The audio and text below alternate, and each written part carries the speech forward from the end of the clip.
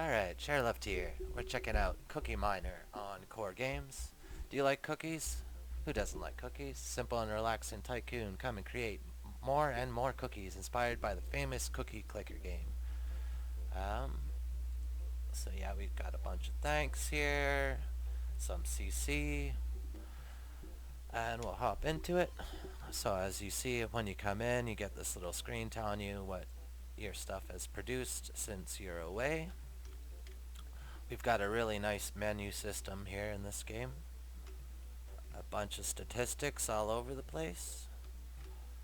So you hold your mouse button or your, I'm not sure what the other buttons would be on a controller or what they'll be once we get to mobile, but for now you hold the mouse button, start swinging your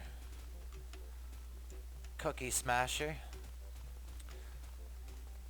Now I decided to get fancy. I bought the auto click so I could just press N and then it swings for me, and that's good for idling. And oh, look at that, somebody sent me a gift. So yeah, this game's a really good place to socialize. They have a good world chat in here. They have this gift system that really promotes positive interactions, I would say. You know, everybody's usually saying thank you or no problem when they're sending stuff, and you know, there's not a lot of games that encourage people to interact nicely with each other, and I think definitely this is one that I've noticed that people are really chill when they come here. And I guess it's, I don't know if it's the chill island vibes we got going here. It kind of looks like a beach resort that you would be on, a deserted cookie island. So yeah, at the top here you have a nice green light telling you that it's ready to be smashed. As you can see, we've already smashed the other ones. They're lit up red. On the front of here we got a timer telling you when the next one's gonna be. Newly introduced was these. You could actually switch the cookie that's in here. That didn't used to be like that. And originally this game looked a lot different. So was originally you were in like kind of like a boxed in arena with like mountains around the edge. And it was still a pretty nice design, but the creator's definitely done a lot to upgrade it since then. It looks a lot nicer. Now we're on this nice island resort. Um,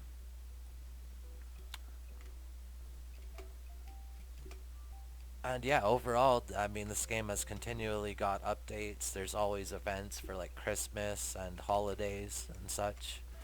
And for anybody that likes Candy Crush, he has his own little version of Cookie Crush here. So it's a match 3 game. You can compete for a high score on there. You also have these obbies. This is newly added, I believe. So you have an obby run in there that I think speeds up your production, or I don't know, it gives you some kind of bonus if you can complete it. I'm not the biggest obby fan. I'd rather be out here smashing cookies, or maybe even the Cookie Crush. I kind of like that. And yeah, overall, this is a very chill game. Um, a great game to come in idle on. Uh, I mean, if you don't have the auto clicker, and for any of you that have played clicker games before, there are auto clickers you could download online. I don't know if they work with Core. I know a lot of the clicker games people use those. I've also heard of people putting weights on their mouse to keep it clicking. So there's definitely tricks you could do to get around it. But I really like this game, so I wanted to support it, so I bought the auto clicker. There's also like you could donate and stuff. We'll take a look through the menus here quick together, just to give you an idea of what we got going on. So if you press K, so that brings up your settings. You have a couple different options here. L hides all your stats, so L for that, and N is the auto click. So P is your brings up your shop menu. You have your buildings that you could buy. Then you could upgrade, which speeds up the production of your buildings. And your character. So this will help you smash those special cookies in the back row, which is also how you get your reward points for the day. So when you start the game, you're probably not going to be able to get your full amount of reward points until you've leveled up a bit and are able to smash pretty much the whole row of back cookies there. So and then expertise determines how much you get per hit from the cookies. Sacrifice I haven't used too much, but you could sacrifice buildings to speed up that specific building. So if I sacrifice 50 auto miners, then it would speed up the production of the rest of the auto miners. Then over here, bonus is this is where you pay credits, which is actual money. So there you have a couple different options of things to buy. The auto click, this is where I bought the auto click.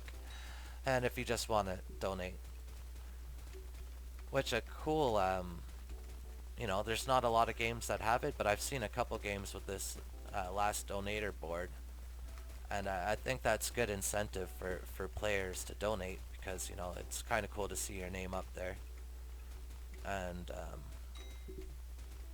yeah, I think definitely that's a good idea for your game if it fits there in the theme. You don't want to throw it in the middle of a fantasy game necessarily, but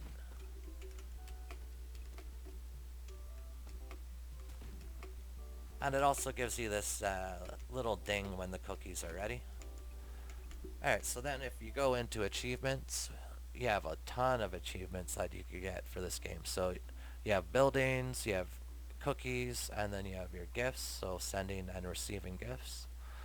At the very bottom here it says how many achievements you have, so I have 261 out of 397, and you also get a static bonus for how many achievements you have.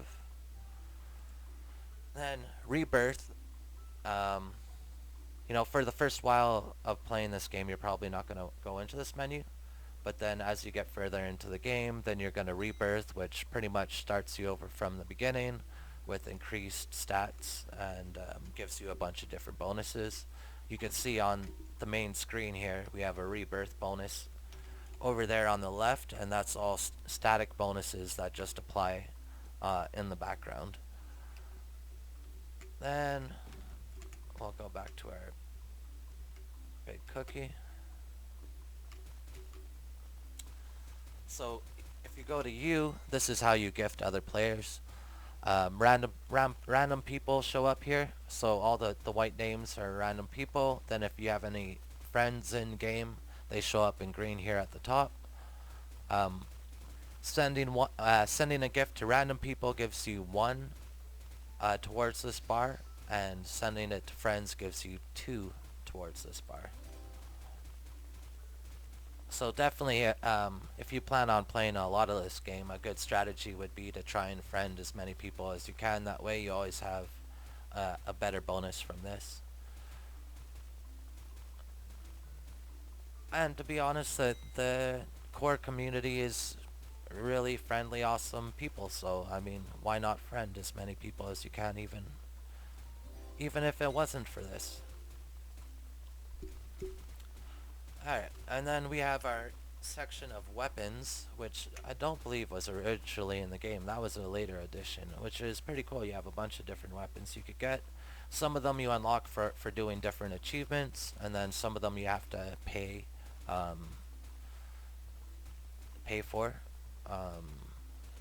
So you either have your rebirth gems that you could buy some of them with, or coffee beans, or I guess those are, oh no, I guess those are cookies. I don't know, they look like coffee beans to me. And